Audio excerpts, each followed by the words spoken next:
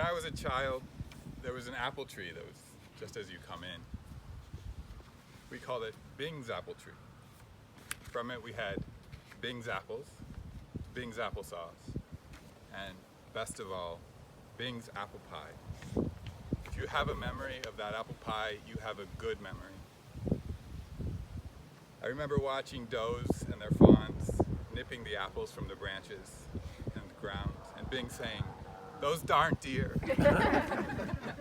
But she didn't chase them away. She didn't want to harm them. She left licks of salt in the yard. We had plenty of apples for ourselves, and in some way she was showing me that the deer were just another gift of the apples. The thing Bing taught me about picking apples was that the good ones are high up and scramble up that ladder. And the most important thing, and this is worth knowing and remembering, is that having a trustworthy partner to hold your ladder is needed. To steady you as you reach up into the leaves and twigs, the scrape and flutter, to pull off the tart, sweet, perfumed fruit. We struggled back to the house with bushel baskets full of apples. And then began the washing, the peeling, the coring, the slicing, the pastry making, flour everywhere, butter, lots of butter. Water kept cold with ice. She rolled it out on the kitchen table, a sheet that could spread over the entire family and all her friends. And it did, in its way, as she gave those pies to us all. The perfect pies, light, flaky, tart, angled, bright, ethereal, so much like Bing. My memories with her are, to such an outsized proportion, my childhood. She never waited for us to come inside. When we arrived, she came out and she embraced us. She showed me love and kindness. She showed me how to make scrambled eggs, popovers, custard, puppets from brown paper bags, towers from Tinker Toys.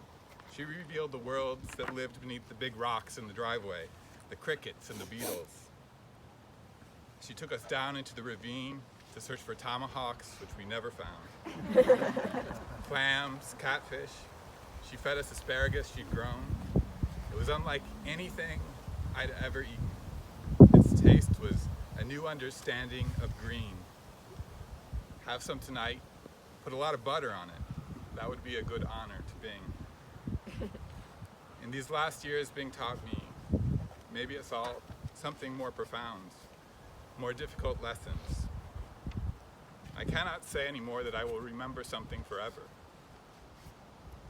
She always loved me though. "Mark," she'd say when she saw me come into the room. I could see her wish to stand up, to greet me, to embrace me.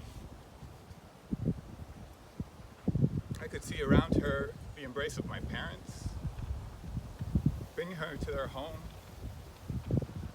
being apart with them. My mother's embrace especially. Being at the center through some transcendence, only made possible by love.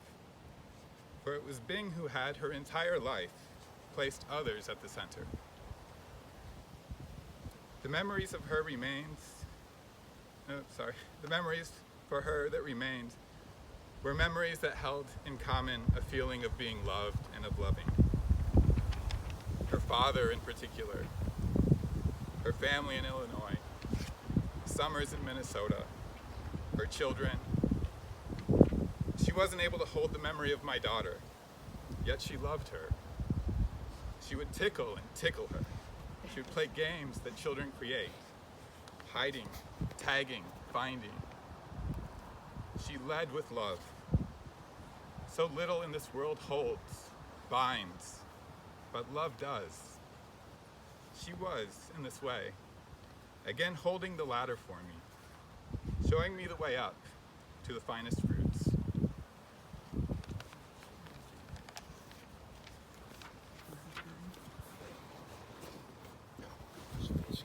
Ask George now. think I probably could.